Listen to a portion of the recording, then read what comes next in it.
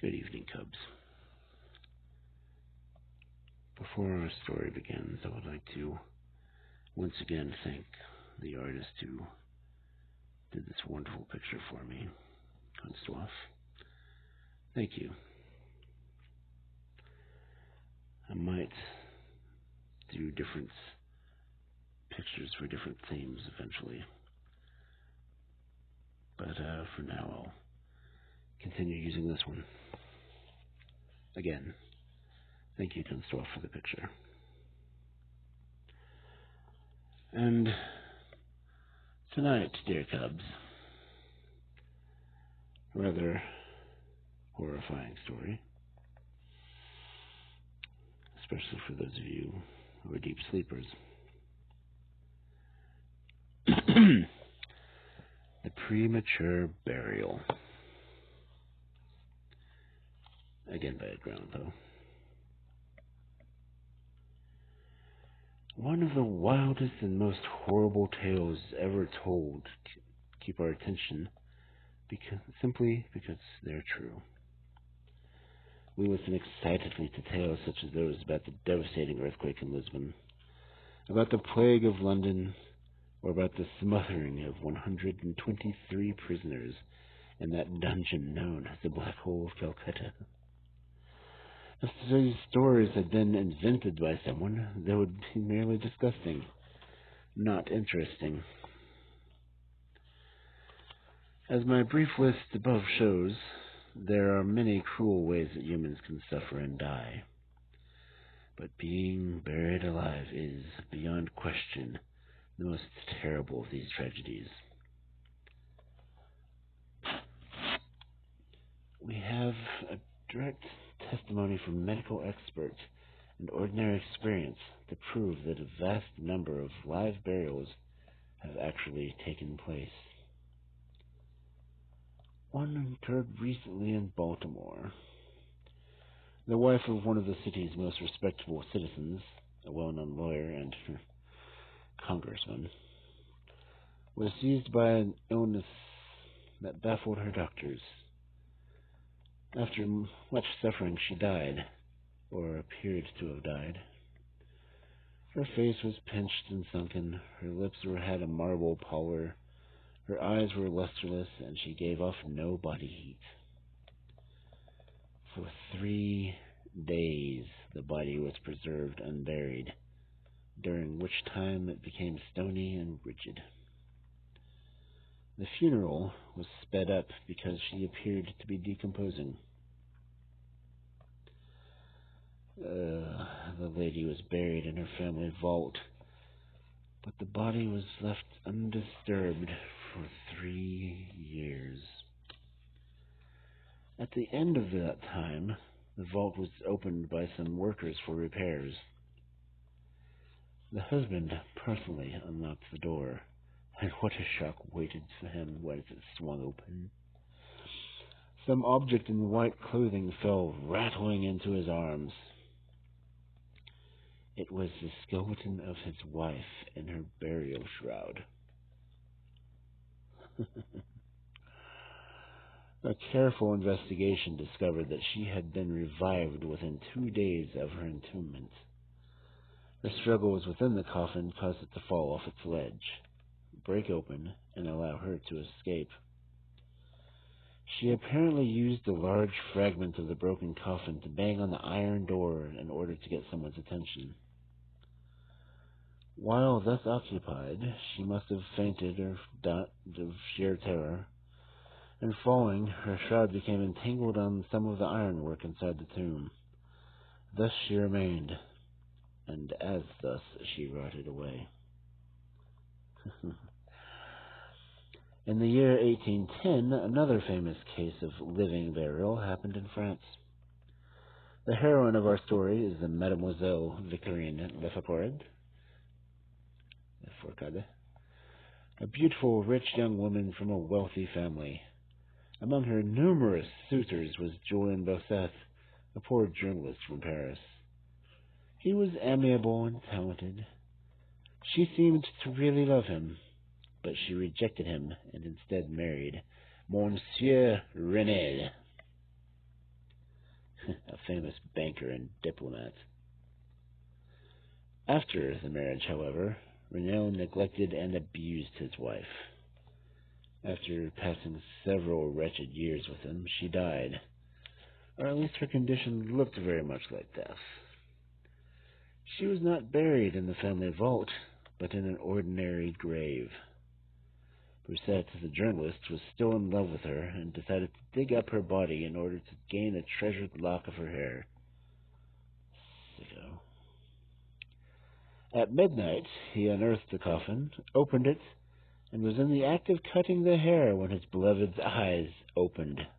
The lady had been buried alive and was awakened by the touch of her lover.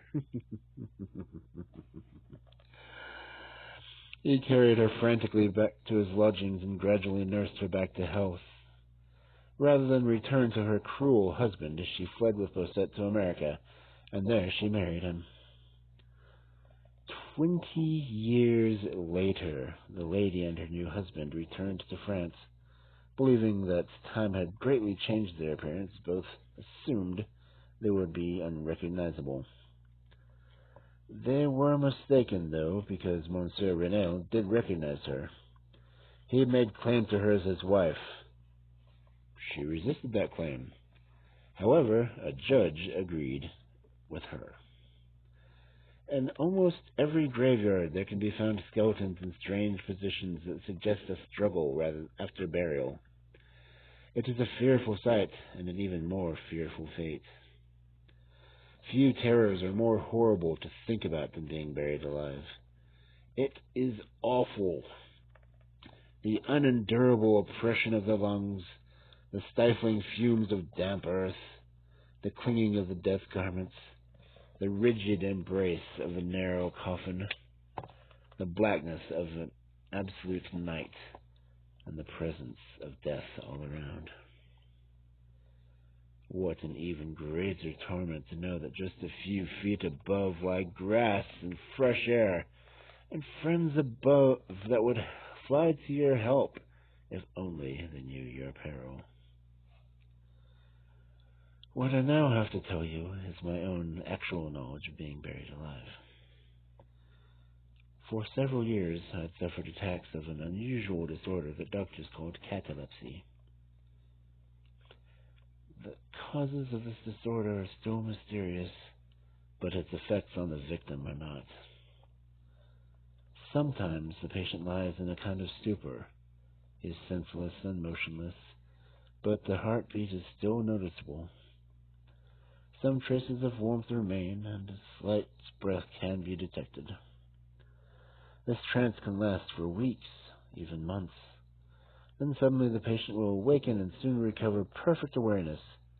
Many times, though, it is hard to tell the difference between one of these fits and absolute death. The sufferer is often saved from premature burial by friends who know of his condition. Some unlucky souls, however, are known to have ended up in the tomb prematurely. Apart from this disability, my health seemed to be good. Nevertheless, whenever I came out of a trance, I always remained bewildered for many minutes. My mind, especially my memory, was always slow to recover. This caused great physical discomfort, but a great deal of mental suffering. The idea of premature burial continually possessed my brain. It was with great struggle that I even fell asleep at night, for the shuddering to think of that, upon waking, I might find myself in a grave. When I did finally sleep, it always greeted me with a rush of phantoms, bad dreams that taunted me from my own overriding fear. From the countless nightmares I endured, I'll tell you of just one. I dreamt that I was in a cataleptic state when suddenly there was an icy hand upon my forehead, and a patient gibbering voice whispered the word, "Arise!" within my ear. I sat up. The darkness was total. I could not see the figure who had aroused me. I could not remember where or when I had fallen into the trance. While I lay motionless, I tried to collect my thoughts. The cold hand grasped me fiercely by the wrist, shaking it rudely. The gibbering voice once again said, "Arise!" "Who are you?" "I have no name," replied the voice. "I once was alive, but now I am a tortured spirit. I was merciless, and now I am pitiful. How can you sleep so peacefully? I cannot rest, hearing the cry of these great agonies. These sights are more than I can bear. Get up, come with me, while I unfold the graves of the dead." I looked around. The unseen figure had thrown open all the graves of mankind. I could see into the innermost depths. I could tell that very few were resting in peace. With most, there was a feeble struggling, a sad general unrest, and the grim rustling of clothing. "Is it not a pitiful sight?" the voice asked me. Before I could answer, the figure let go of my wrist. The graves all closed with a sudden crash, and from within them arose a tumult of despairing cries. "Oh God, is it not a pitiful sight?" Fantasies such as these kept me tormented my sleep and stayed me while awake. My nerves became thoroughly unstrung, and I fell prey to perpetual horror. I hesitated to leave my house for any reason. I no longer trusted myself out of the immediate presence of those who knew about my condition. Even with them, I doubted their goodwill. I dreaded that, while I was in some trance, they might casually decide that I was dead. I even believed that they would be glad to be rid of me. They tried to reassure me, but in vain. To escape the fate that tormented me, I took elaborate precautions. I had my family vault remodeled so that it could be opened from within. I also had a special coffin made that could be opened from the inside, with the feeblest touch by me. On the roof of the vault, I had put a large bell that I could ring from inside my coffin. That way, I could alert the world to my perilous state. Not even these precautions relieved my fear. One time, I gradually awakened from a fit, feeling a dull uneasiness. No care, no hope, no effort. Oh, like I feel every morning I wake up. Then, after a long time, I felt a ringing in my ears, then a tickling sensation on my limbs. There was a seemingly eternal period in which I struggled to think.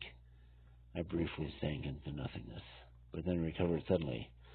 The slight quivering of my eyes led to a sudden shock of terror, the kind that sends blood flowing in torrents from the temples to the heart.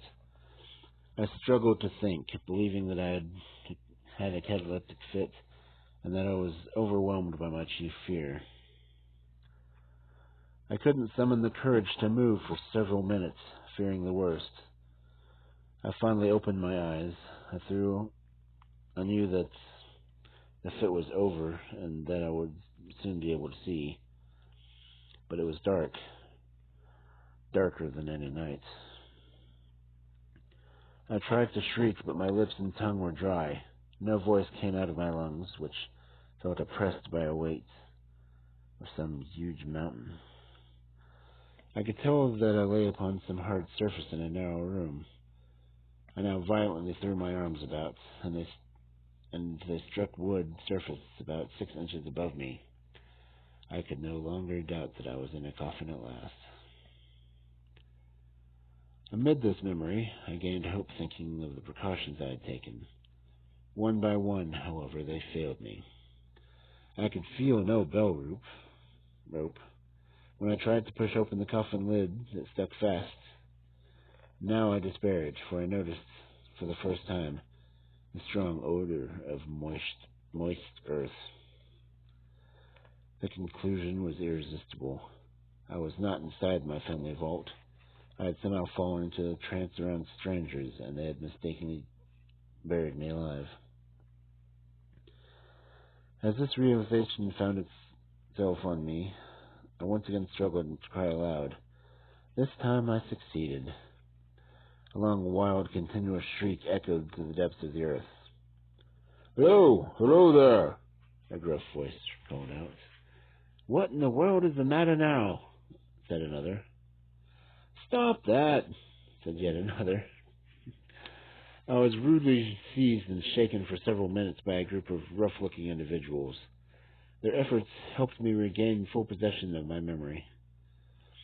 This adventure occurred near Richmond, Virginia. Accompanied by a friend, I had taken a trip down the James River. As night approached, we were overtaken by a storm. Nearby, a small ship carrying garden soil had laid anchor in the stream. Its crew let us take shelter on board. I slept in one of the two ship's berths. On such a small ship, the chamber was very small, only 11 inches tall and wide. I slept soundly, but when I woke up in that strange place, my usual fears took over and clouded my mind. The men I had alarmed with my yelling were the crew of the ship. The load they were carrying caused the earthly smell. The terror that I felt that night was real, though, and it was so extreme that it revolted me. Soon thereafter, I began to change. My soul took on a new tone and temper. I traveled abroad. I exercised vigorously. I learned to relax and breathe the free air of heaven. I thought about subjects other than death.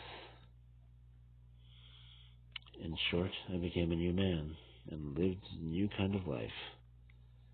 After that memorable night, I dismissed my deathly fears forever, and with them vanished my catalytic disorder.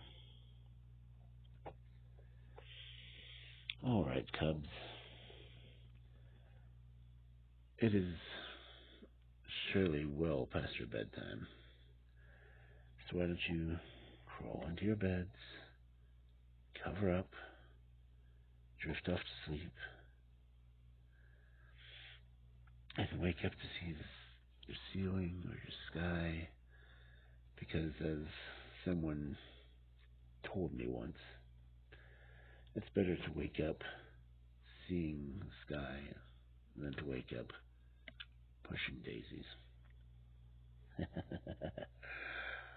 Anyway, my dear cubs, it is time for you to sleep.